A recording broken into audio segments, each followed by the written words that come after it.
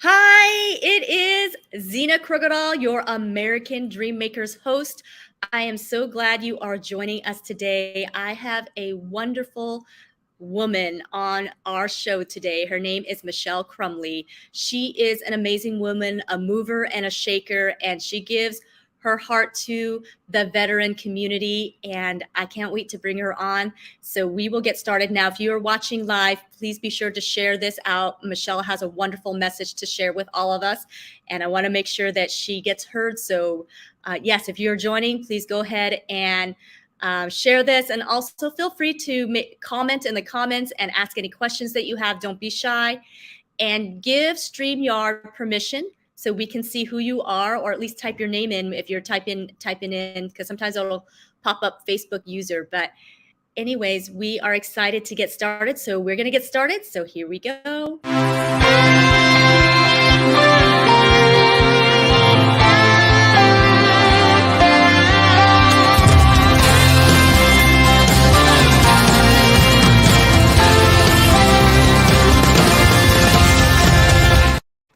Hello, hello, hello. It is Zena Krogadal, your American Dream Makers host. I believe the American dream belongs to all of us, and not only can we achieve it, but we can go beyond. And I have a very amazing woman who absolutely helps to make the American dream come true for so many people. She is absolutely a phenomenal person. I am going to bring her on. Her name is Michelle Crumley, and here she is. Hi, Michelle. How are you? I am great. Hello, everybody.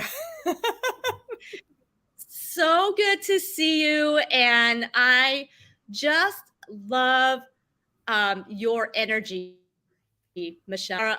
You are full of wonderful energy, and on camera, off camera, in person. I have never seen you without a smile. And so you are just wonderful to be around. And I'm so glad. I know we have known each other through VA Rep, which is the Veteran Association of Real Estate Professionals. You are a loan officer with Caliber Home Loans. Is that correct? I am with Caliber and I work with a lot of loan officers, but I am actually the Caliber's military client and community liaison. So I do education, everything VA and military education, internally and externally. Awesome. Awesome. So, and you have been doing this for quite some time. So we want to know all about Michelle Crumley, who you are and how you got to doing what you're doing. So tell us about yourself. Tell us where you're from and your background. And yeah, let's just dive into who Michelle Crumley is. Oh, Lord, have mercy. So I am currently in Virginia Beach. We'll just start there. I am a 30 plus now military, now veteran spouse. So I met my husband 35, 36 years ago, long before the military ever knew him. He's now a retired Navy SEAL. He retired about 12 years ago. But during our time in the military, and in fact, both of us, for the most part, growing up in the military, we spent 4.5 years on Kodiak Island, Alaska. And while we were on the island, we bought our second home and we used our VA loan for the second time. And I think that I'm a fairly intelligent individual, but I was sitting at the closing table and still didn't really have any understanding of how I got there, why I was using the VA loan, why it was so much better than other loans, why I had to refinance the house that we had in Virginia to be able to purchase in Alaska. Found out we really didn't have to. All kinds of little things. And I was like, if I'm having trouble understanding this, then I think that a lot of the individuals in the military space, in the veteran space, probably have the same questions that I do. So what do? I get involved in the financing world. I become, in essence, a loan officer while we were in Kodiak Island, Alaska. I figured that's the best way to learn a little bit more about this crazy financing world. And that was over 20 years ago. And I have held roles from originator to branch manager to coach to trainer, and then was tapped and able to join Caliber as the currently is the military client and community liaison, which is a very long name, in essence, to say that I'm the director of VA education and policy at Caliber. So that is kind of how I got here, is being able to marry both my time and experiences as a military spouse, along with a career, which was a lot more by accident than by design, to really be able to do what I'm passionate about, and that's educate our military families and communities, along with our industry, about what it's like as a military family and about financing. Wow, that is quite an inspiration that you did. So you felt frustrated, that is what I was hearing, what the first time you were going through it, and being a military spouse using the VA loan, not feeling like you were being walked or advocated for, or Yeah. not understanding. So your inspiration was to be a problem solver. That's awesome. And I love that you didn't just sit and just complain and say, oh, but you're like, okay, how do I change this? How do That's I learn? so cool. I help others. Absolutely. And it has been quite an adventure. Yeah, I bet. Now, being a military spouse, how often did you move around? Did So, you move it around was quite a bit? yeah. So we did 3 PCSs.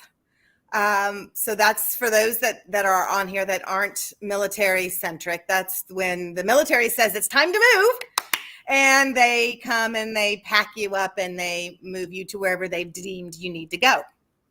So we've done 3 of those, but for the most part, we really stayed in and all around Virginia Beach. So that's where I am currently, and have been outside of our move to Alaska and back. And then we were in North Carolina for a very short a period of time.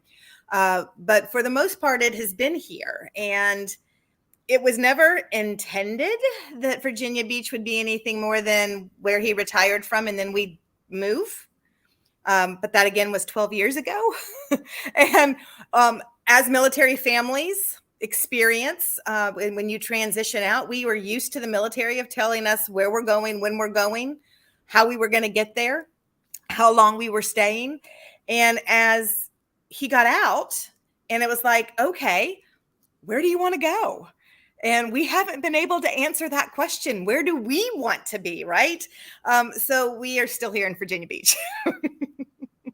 Well, I was just in Virginia Beach I guess, last month. And I have to say, that's not a bad place to be stuck in. It is not. It is not a bad place to hang your hat, whether it's long-term or short-term or something in between. Yeah, and it sounds like you've been stationed in some pretty wonderful places. I mean, Alaska probably was a great adventure. Did you enjoy that? Zena, I went skeptical because, I was born and raised in North Georgia, spent 12 to 15 years here in Virginia Beach before we moved to Alaska. And it's like, that was a whole different world, and a little skeptical. What's it going to be like? I will tell you, it was the best 4.5 years of our military career. It was the best 4.5 years ever in a location. I loved every minute of it. And it was so hard to say, okay, we have to leave now. The military has told us it's time to go. It is a unique opportunity, and I highly recommend, if anyone ever gets the opportunity, at least to visit. But if you get the opportunity to go and be there for any length of time, grab hold of that opportunity and go. It's a chance of a lifetime. Oh, that's great advice. So you loved everything about it. So in Alaska, I have not been to Alaska yet, but that is on my list, my bucket list for sure. Summer times, it's like daytime all the time, 24/7. Is that correct? And in the wintertime, it's dark 24/7. So it depends on where you are in the state, right? Because it's a huge state, and there's the Arctic Circle, and anything above or below above the Arctic Circle will get 24 hours of daylight or 24 hours of darkness, depending on what time of year it is. But the farther south you are, you will have a lot of light or a lot of darkness, but it's not 24/7. We were on Kodiak Island, and in Kodiak, on the longest day of the year, so what, June 21st, the summer solstice, the sun would rise. It'd start getting light, right? It would start getting light at about 4 a.m. And the sun would set at probably about 10 p.m., but it never got far below the horizon. So it never got dark. It was always that really deep blue. So it was never pitch black. I loved it. Loved the summer. I mean, you could start playing 18 holes of golf at 9 p.m. if you wanted and still be able to get through. Crazy, right? On the flip side, January, February is not the time that you want to be there if you need daylight. The shortest day of the year, at least in Kodiak, again, we were far enough south that the sun would rise probably around 8:30. It would stay low on the horizon. So you figure if it's low on the horizon, it feels dusky kind of all day because you've got snow or wind or rain, and then it sets like at 4 in the afternoon. So it is a very dark time frame. That's when we would all get on the plane and go to Hawaii for vacation. Well, how far is Hawaii from Kodiak? You can get to, from the mainland, from Anchorage, you can get to Hawaii faster than you can get anywhere else in the U.S. So we would hop a plane direct to Maui or to Honolulu and get the heck off the island. Wow, that's awesome. That's great. So going from one Kodiak or one island to another island hopping, I guess. Exactly. So your husband served in the military for how long then? He did a whole career for how many years? 21 years. 21 years. Wow. 21 years. Thank you so much. He made a decision. He was 26, I think, when he joined. And he joined to become a SEAL. That's all he wanted. He had decided he was going to be a Navy SEAL, went into the recruiter's office, says, I know I've got my college degree. I know I can do all these other things. I need to know the fastest way to get from here to there, to BUDS. So he became a medic. That was his MOS, and went pretty much straight from basic and MOS school to BUDS, and did his entire career as a SEAL, finished at 21 years and said, okay, checked that box, I'm done, and retired 12 years ago. Wow. Well, I definitely thank you so much for his service and your service to our country.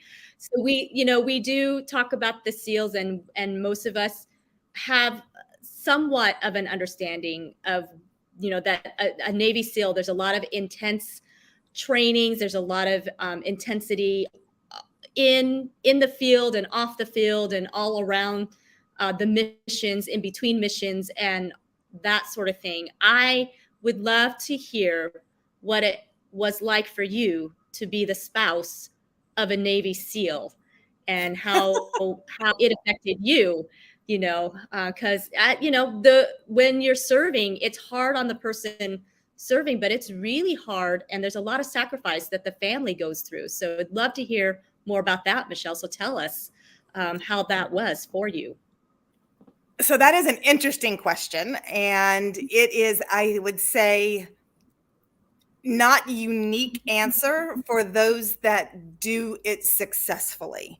And when I say that, you just think, right, the military has a reputation of being fairly hard on marriages. Some of the decisions that my husband and I made were, one, for a variety of reasons. One, I'm a cancer survivor, breast cancer survivor. My first go around was at age 25. My second go around, I just finished in March this year. But early on, we made a decision that we were okay not being parents. So I had no desire to really be a single married mother at home with children with my husband gone all the time. And I didn't have that overarching desire, and physically, health wise, it wasn't necessarily in my best interest to have those changes, hormonal changes as a woman of being pregnant. So we made that decision together, and I think that allowed me then also to have a career, right? So we made a conscientious decision that we would be together and stand together, but not rely on each other, be independent, choosing to stand together. I think that was huge. I had my career. He had his career. When he was home, it was a lot of fun and intense, and then he'd be gone, and I'd get back on with my life, and he'd go on about his. And that for us worked. And then it also, for me, not to get caught up in what his job was. When he left, he was like a lot of husbands that are out there that traveled with his job. Because I knew that if I started worrying about where he was going or what he was doing, I would never stop worrying. So it was always have fun, good luck, I'll see you when you get home, call when you can.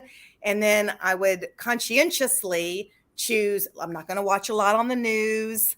I'm not going to get involved in a lot of conversations. There were a lot of books or movies that I would choose not to see or read because it would make the situation that my husband was doing much more real. So for me, some people said I would stick my head in the sand and act like an ostrich.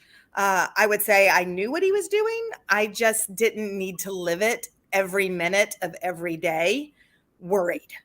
So it was how I chose to cope, focus on my life. When he was home, that was wonderful, but I didn't need my identity to be tied to his job, to what he did, and I didn't need to worry every day about what he was doing or where he was going. So those were conscious decisions I made. That's great, because obviously it has worked out for you because you've been married for quite some time. A long time. How many years have you been married now? It'll be 31 this December. Wow, 31 years. That's fantastic. Congratulations. And wow, and congratulations on defeating cancer twice too. Thank you. Obviously are very much a go-getter and a fighter, and and I love hearing that you were able to be individuals but united at the same time. And I think a lot of married couples, whether they're in the military or not in the military, have a hard time finding that balance or finding what that really means. Because I think sometimes, we feel like we have to lose ourselves to gain unity in a marriage, but that is absolutely not true. We can absolutely live, as each person, but still be unified in who we are as a couple. So thank you so much for sharing that, because I think a lot of people, don't understand that and have a hard time. And that's probably is why so many military couples have a hard time making it, is what it seems like. I would say that there is a lot of truth to that. It's not the sole reason. And there are individuals that will do it very differently than I did and still be successful at that. I always laughed and am very sincere when I said I had no problem playing second best to his job, as long as I know that I truly was number one. And if I truly needed something, if I was going to play that card, I knew he would be there. So I didn't need to play it. I could be second to the job. I could know that he could have to get up at any point and walk out, that vacations might get canceled or plans would change because he had to leave or he didn't come home as planned or as anticipated, which happens all the time, especially with military flights and planes and life. But to be able to say as long as I knew I was number one, I could play number two 98% of the time. I'm so glad you're giving this insight. This is fantastic. So would you say that you were able to be okay with being number two as long as you were number one when it was time to be number one. Would you say that you also knew that what he was doing, the job that he picked, he was really affecting and changing a lot of lives, not just individual, but even throughout the world, that you saw that his purpose was greater than your marriage in the moment that he was working, and that was why Yes. you were okay with that? Is that what was going on? That has a lot to do with it, 100%, right? His team, the guys that had his back, he needed to have theirs. The roles that they were doing overseas or when he was deployed, or the trainings that they were doing so that he could be safe and be able to do his job when he was when he was out and deployed. All of those were extremely important, and I didn't want to interfere or have him worried about me at home when he needed to be focused on what he was doing there. So it was, again, that ability to say, you go do what you need to within the confines of what we have promised to each other, right? Let's make sure we put that Right. out there. We're not completely living separate lives, but you go need to do what you need to from a work perspective, be present, live that life. When you come home, that life stays outside the door. We have our life. And then when you need to go back into that role, that's what you do. You go and you give it 110%. I will only pull you in if it's absolutely vitally important or necessary on my end to be number one. I don't need you to show that to me every day of every minute of every hour of every week. I need to know that if I play that card, you'll be there. And on the rare occasion that we needed to play that card, either one of us, we were there. That's very beautiful. So I imagine that from the other end, for him and how has supported you over the years, did he also feel the same way with you in your job, that what you were doing was very important to making a difference in other people's lives? And so he gave you the room and the support that you needed to do your job when you needed to, knowing that sometimes he would have to take second seat for a moment. Absolutely. So when he would be home, my life that I had created didn't stop. My career didn't stop. I didn't come home and have 3 weeks or a week or off like he would have. So it would be his understanding that this is what I've created, what I need to do, and allowing me and supporting me in that endeavor, whether that was being okay if I had to go to a networking event or I was hopping on a plane to leave to go do a training or a seminar, that he may tag along if he could, but he also knew that there were times that it wouldn't be appropriate, and absolutely gave me the time and flexibility that I needed to continue operating at my level when he was in town versus when he was out. That's absolutely beautiful. What a wonderful synergistic and symbiotic relationship you had, that you were able to really truly encourage and support each other, that it wasn't a one-way street, but rather it was both of you loving each other enough to let each of you soar, and obviously having even the self-confidence and not being threatened by one soaring. Because sometimes I think, sometimes our uh, low confidence, low self-esteem sometimes makes it difficult to allow our spouses to really soar and be who they need to be and live their divine purpose. Because I do believe that we are called to do certain things in this world to make a difference, in other people's lives. And so, thank you so much, Michelle, for sharing that aspect. I have another question regarding this. So, as your husband came home from the missions, Mm-hmm. I would imagine that, there were moments that may have been, maybe some missions took longer to decompress from than others. And as a spouse of a Navy SEAL, coming home, and how were you able to, I guess, really be that giving him the space to heal from the missions, to really decompress, and to what does that look like? And what did that look like for you? That is a great question. And, I don't know that I've actually been asked that one, at least that way. As I think through that, one, you would need to know Mike a little bit. He's an extremely laid back individual. It's hard to get his feathers ruffled. And he is a thinker more than he is a speaker, right? So he'll do something, but he's not going to necessarily tell you that he's doing it.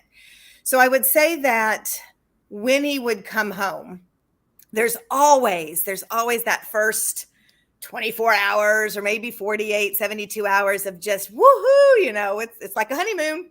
And then reality sets in, right? You still have to get up, still have to eat breakfast, still have to do something work-wise. And it would be recognizing that even if he wouldn't say that there was a problem or a concern or stress, he would get quieter. And for a quiet man to get quieter, you don't necessarily recognize that all the time. But it would be recognizing that if he snapped a little bit, right? So if not that he doesn't do this all the time anymore, as he's gotten older and grumpier, but if you're doing a house project and his patience level was really thin, or he would take over, we'd be cooking and he'd be like, "You're doing it wrong," is recognizing he's not upset or mad at me. His temper is a little short. He's decompressing, and to be able to either laugh it off or be able to walk away at the moment and then come back and be able to say, "Hey, I don't think you intended to hurt my feelings. However, did you mean this the way that I took it, or did you mean it in a different way?" And I think that goes to then the answer is we were able to communicate about it. Give him the space, not rise to the bait if he was being a little snippy, and vice versa. Him recognizing as being snippy, or if I snapped back, laughing a little, or again, walking away, giving each other, whether it was a few minutes, a few hours, and then be able to come back and say, "Okay, how do we need to address this?" So conversing often and a lot, I would say, is probably the thing that worked the best. That's great. Communication is the key, is what you are saying, and giving your spouse the benefit of the doubt that they did not have ill intentions towards you and not taking it personally. Love that. We can all apply that to our marriages. Which worked extremely well when he was active duty. And I would tell you today, again, works extremely well. What did not work well on my end was adhering to what I had done so well while he was active duty during what is called the infamous transition time frame when he exited the military. And all of a sudden, I have this man that is home all the time, every day of every week, potentially of every month, of every year for the foreseeable future. And I didn't know how to mesh the two lives. How do I be a wife on a daily basis with work? How do I be this individual, this career-oriented individual? How do I bring those two together? And I believed wholeheartedly, Zena, I believed everything that I said when he was active, which was, "Hey, when you get out, you're going to have plenty of time to figure out what you want to do. We probably won't be in a position that you can completely retire, but you can take a couple of years, figure out what it is that you want to do when you grow up. I don't have anything tied to you being in the military. It's not going to be a big deal." Oh my gosh, was I naive. It is the biggest challenge that we had in our marriage. To this point, with 30 some odd years now together, the hardest year and a half that we ever had was his first year and a half is when he got out. I appreciate that vulnerability that you just shared, because I think that is a hard time for many couples, for sure, is retirement. They say that's a moment where many couples end up getting divorced because they don't know how to make it through that identity change.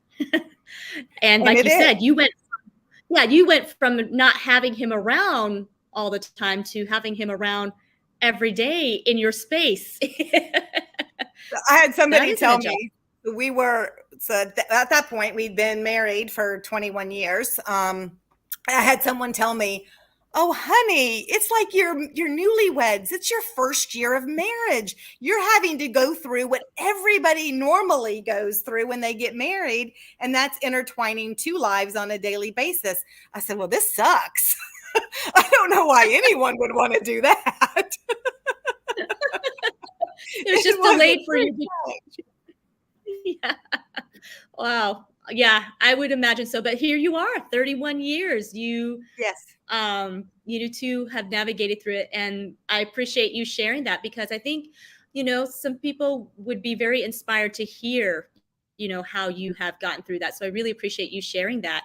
And so, being a military spouse, and like I had mentioned earlier, you and I had met through VA Rep, which is the Veterans Association of Real Estate Professionals.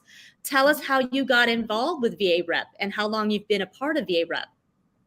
Absolutely. So I am so honored to be involved both at a local chapter level as well as at the national level with the Veterans Association of Real Estate Professionals. So it is an organization that I learned about when I joined Caliber. And because I live here in Virginia, I was really trying to figure out and navigate the military space in how do I create new relationships in the veteran space and the military space that's bigger than the world that I used to live in. And they had just started a chapter of the Veterans Association of Real Estate Professionals. I was one of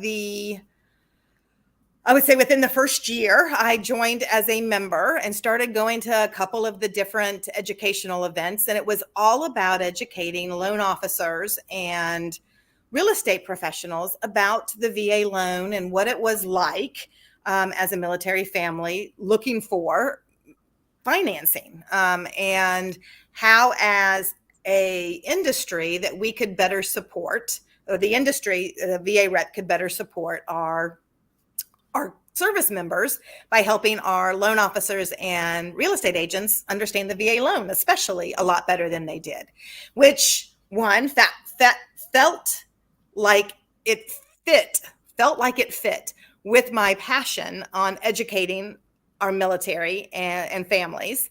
And also then from a professional standpoint, would give me the opportunity to meet others in the community that had the same passion that I did.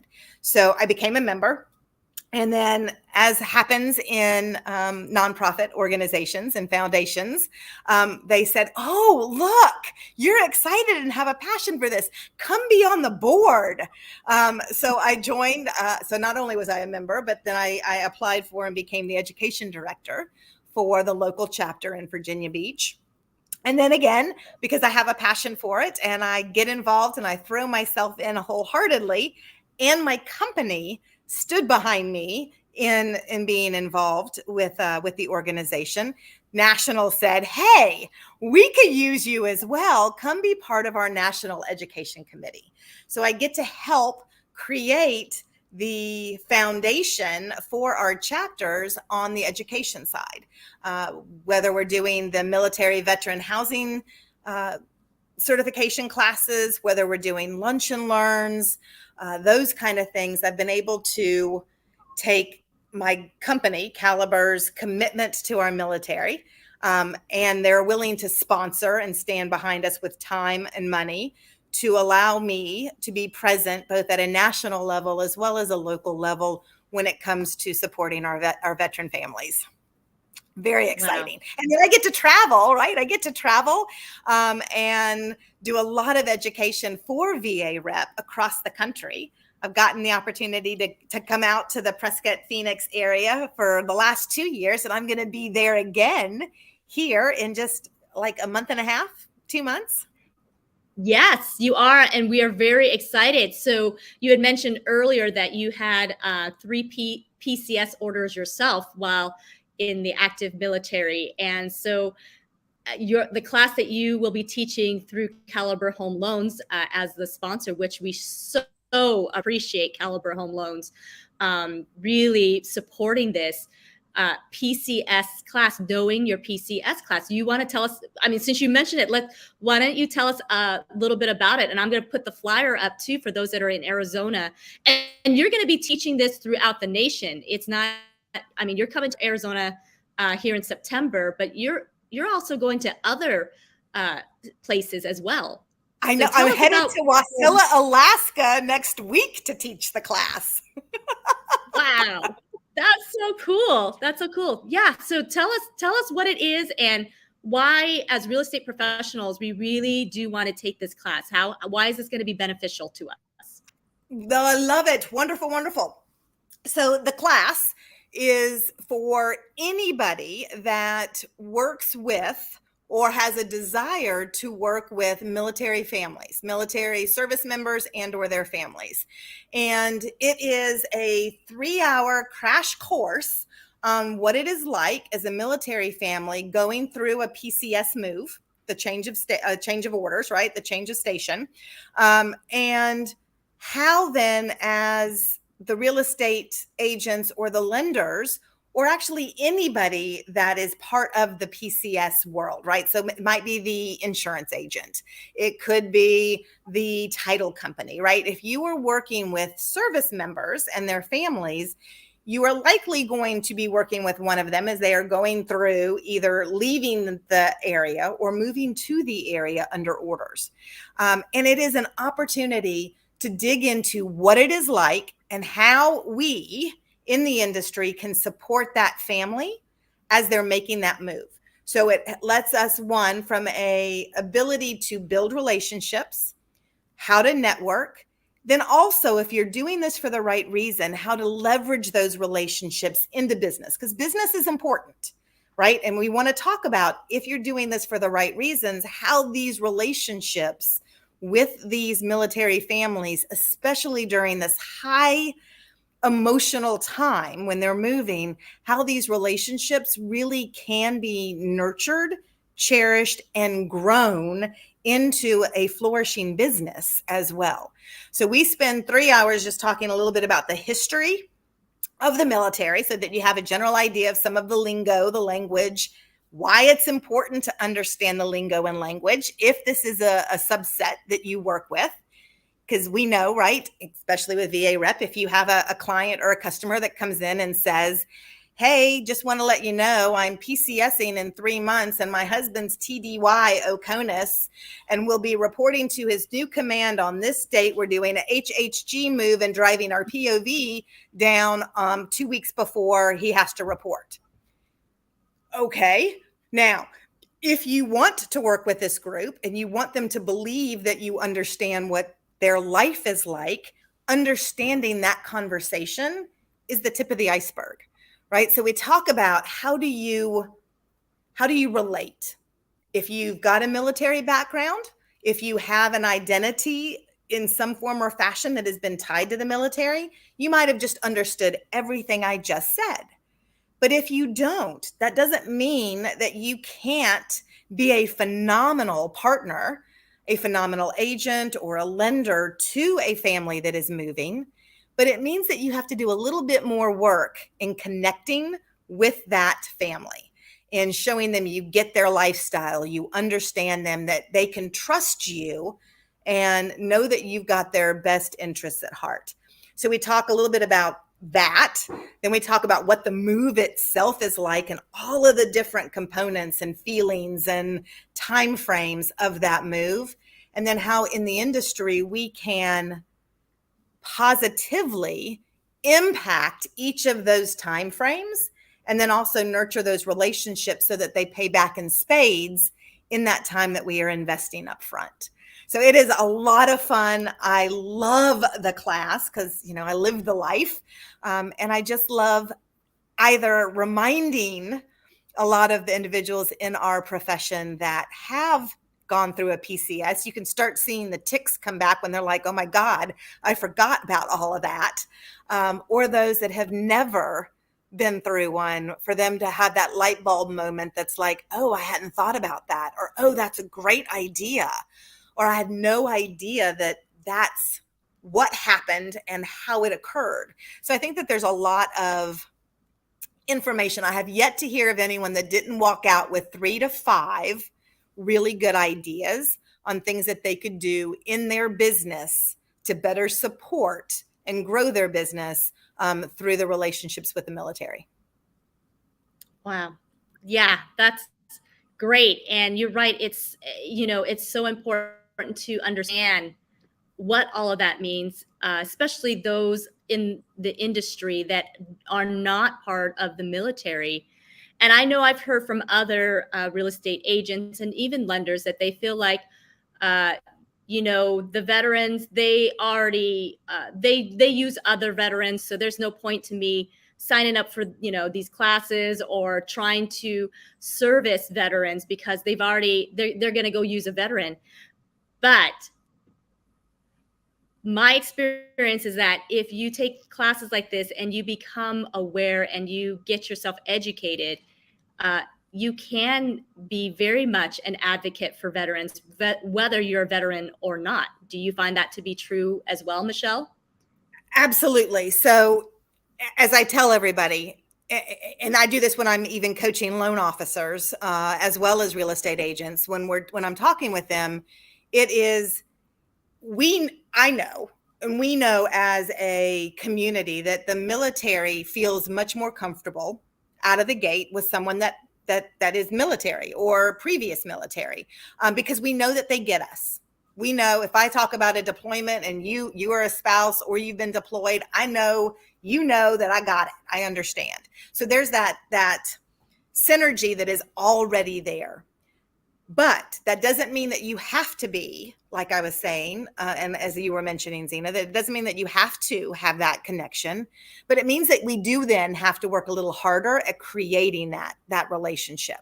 That's all. So it is, how are you putting yourself out there from a social media standpoint that captures the attention, that brings across why you would be passionate about them, that you would understand that their lifestyle, that you have helped a lot of individuals that have had that are military or prior military. And then it's also being present where they are. So you can't just say it, you can't just put it out there, but then it's getting involved in VA rep.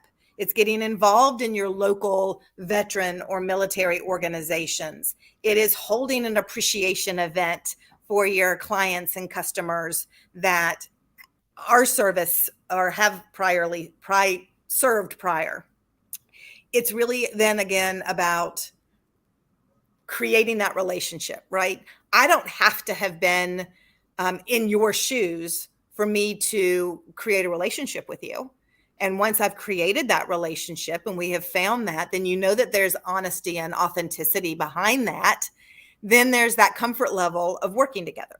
And then when we work together, you have a great experience.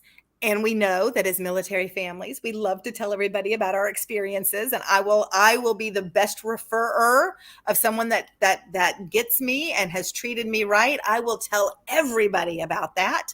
And then again, growing your business through the relationship that you and I connected over, not because you're just a military spouse or just because you've served. You're now firsthand working with the families and creating that personal one-on-one relationship. Oh, beautiful. Absolutely beautiful. So I've got this flyer sitting up because, yes, September 20th is a date that Arizona, Michelle, will be here live, in person, which is so exciting.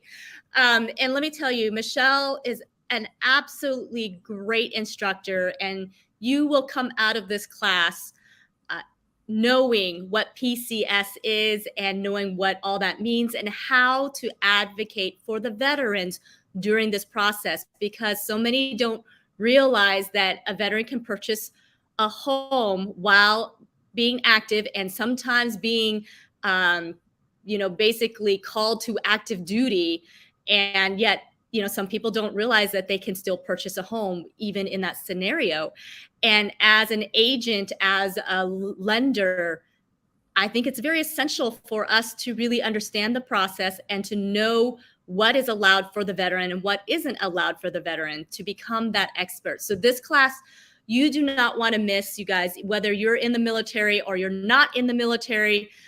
Lenders, real estate agents, and even anybody who is in the real estate industry, even title, escrow officers, all of the real estate industry professionals, sign up for this. We decided to partner up with the Phoenix chapter. So we've got 2 active chapters right now in Arizona, and that's Phoenix and Prescott. And we decided to come together as a team and host this event because it's so important.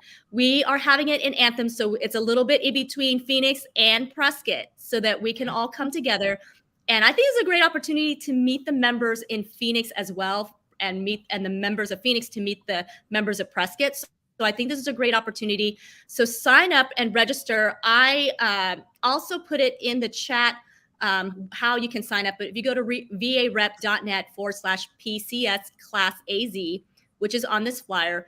And of course, if you email Michelle, and I'll get her email up here, or you contact myself, Zena Krogadal, or even Jennifer Gokul, who is a Phoenix president chapter, we will get you more information. But we'd love to see a full class. Michelle loves having a full class because it gets her really energized and excited. As you can tell, she has a real passion for educating all of us so that we can really help our veterans realize the American dream. As VA Rep says, one veteran at a time, right? So exactly. And I am absolutely so excited for all of this. I'm going to leave this up for just a minute here, because that VA Rep absolutely does exactly what they set out to do. The mission is to increase sustainable home ownership among our veteran community through education, through economic opportunities. And I love that you, from the very get-go, as soon as you got involved in your local chapter, and we have chapters throughout the nation, and of course hoping to build even more so over the years. And you and I were just in Washington, D.C. Yes. at Capitol Hill. You want to talk about that a little bit too? I think that's pretty exciting as well. Oh my gosh, you want to talk about 2 to 3 crazy days. So VA Rep at the moment has got 2 bills that are right now in committee up on the Hill, and VA Rep as an entire organization, we had about 80 of us, I think. About 80 of us across the nation that descended on the Capitol for 2 days, and we visited 356 of our congressmen and senators' offices, letting them know about the bill, about the 2 bills, one about VA Rep becoming a actual congressionally recognized veteran service organization, getting us in touch with more of our veteran community and our active duty community, and being involved in a little bit higher level. Awesome.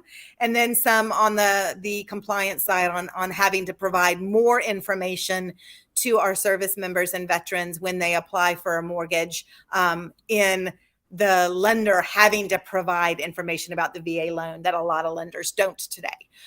So those 2 phenomenal bills that we've got right now that are on the Hill, working hard to get them out of committee so that we can get them to the floor and get them passed.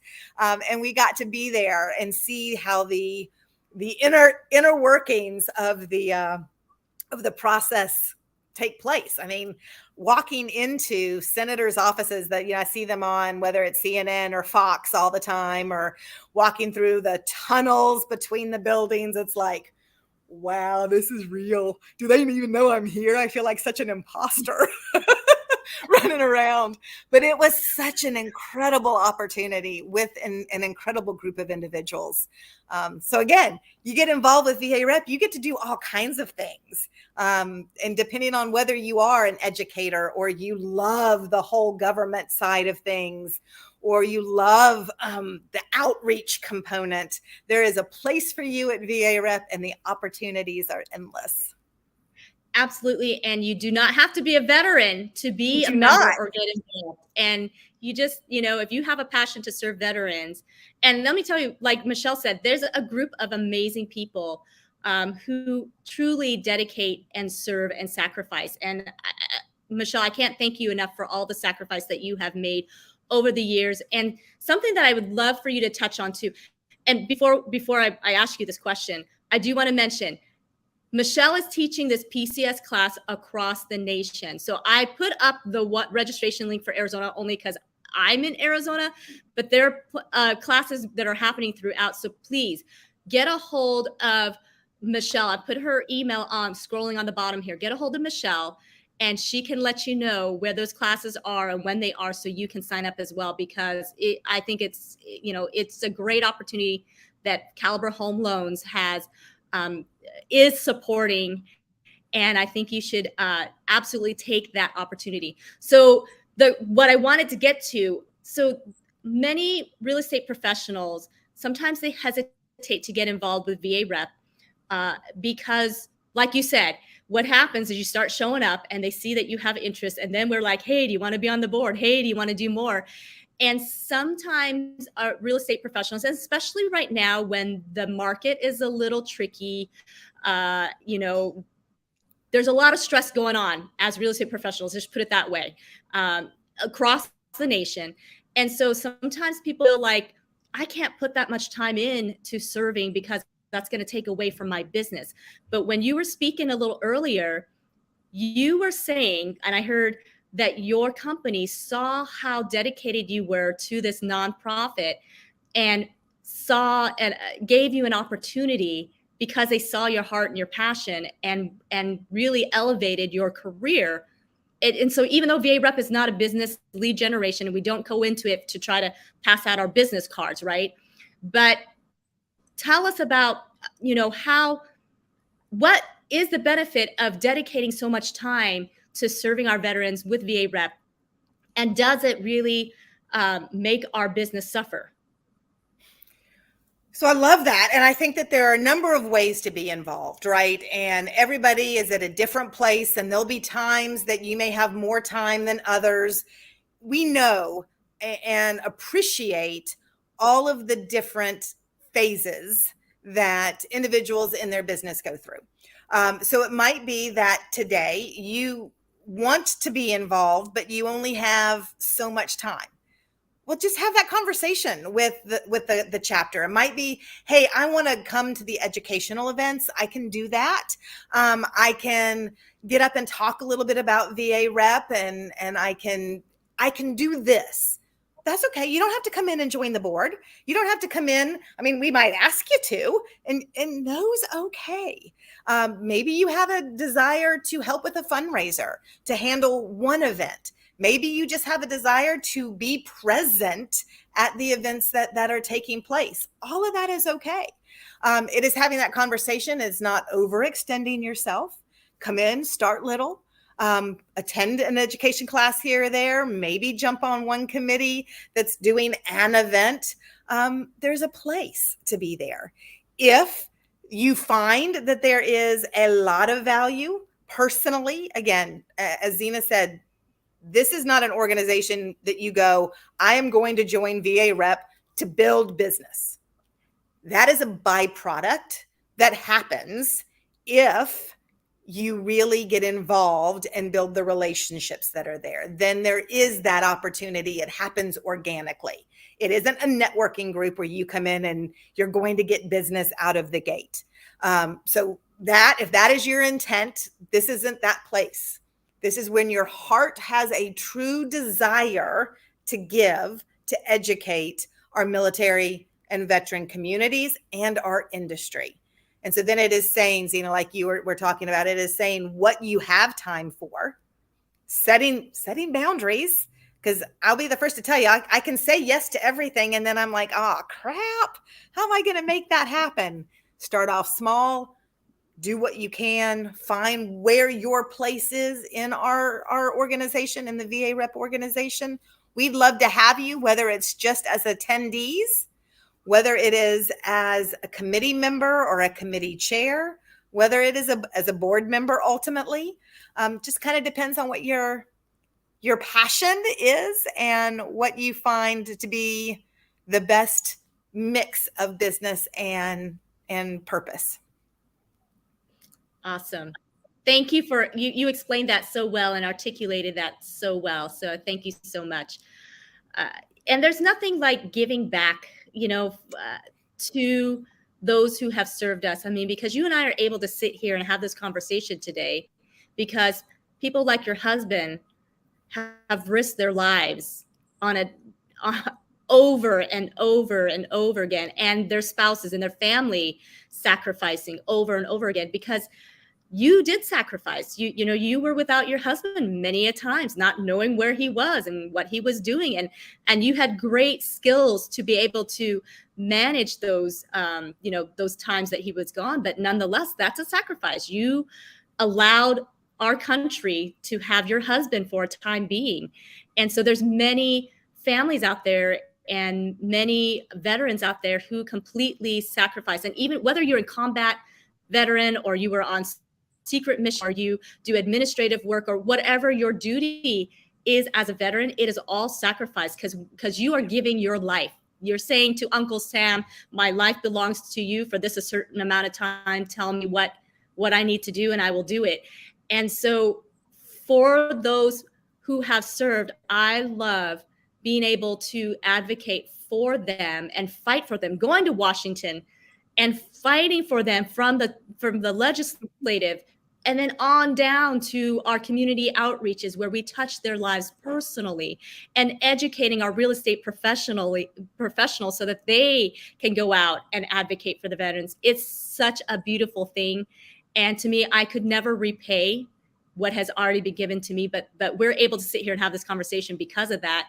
And so this is the fight that we have. And you and I know it's a battle sometimes being out there fighting and advocating for our veterans. And what an honor and a privilege it is. And I appreciate you so much, Michelle, because you are absolutely a mover and a shaker. And I've never seen you without a smile. You always have such a positive attitude. And this is just a wonderful gift that you are giving to all of us. So God bless you, Michelle, and your husband and your service for sure. So I appreciate you taking the time out today of your really busy schedule, because like you said, you're traveling everywhere and educating, and that's so awesome. Do you have anything else that you would like to share with us? We've got a couple more minutes here, but I'd love to give you the opportunity. How can people how else can people get a hold of you, Michelle, if they would like to know more about what you do and how you do it, and maybe even point them to the right loan officers? Because I do believe that when you're in a transaction in real estate, the right people on the team, the real estate agent, the lenders, and your escrow title officers all have to really truly be in congruence with understanding that VA loan process. So tell us how we can get a hold of you. Absolutely. So the email address, like you mentioned, is scrolling across the bottom, m.crumley@caliberhomeloans.com. That is my personal email address. That can come to me. You can also reach me at mmcrumley@gmail. Really hard one. MM for Mike and Michelle. mmcrumley at Caliber Home Loans. Oh, excuse me, at Gmail. mmcrumley@gmail or m.crumley@Caliber Home Loans. Reach out to me. I love these conversations. I love educating. I love being able to be that connector of people. So if I don't have the answer or I know who you need to talk to, I love making that introduction. Awesome. You guys, when you watch this, if you're watching the live, watching this on the replay, please share this out. Get the message out. Michelle is an absolute wonderful person and give her. She loves talking to people. As you can tell, she's a people person. So we don't want her getting bored or feeling like she's not talking to enough people, right? So I'd have to go talk to my husband then. Who wants to do that? Yeah, help him out. Let her go get her words out ahead of time. So yeah, share this out.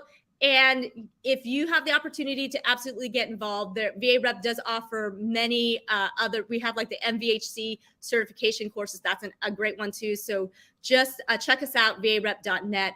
Get a hold of Michelle Crumley at Caliber Home Loans.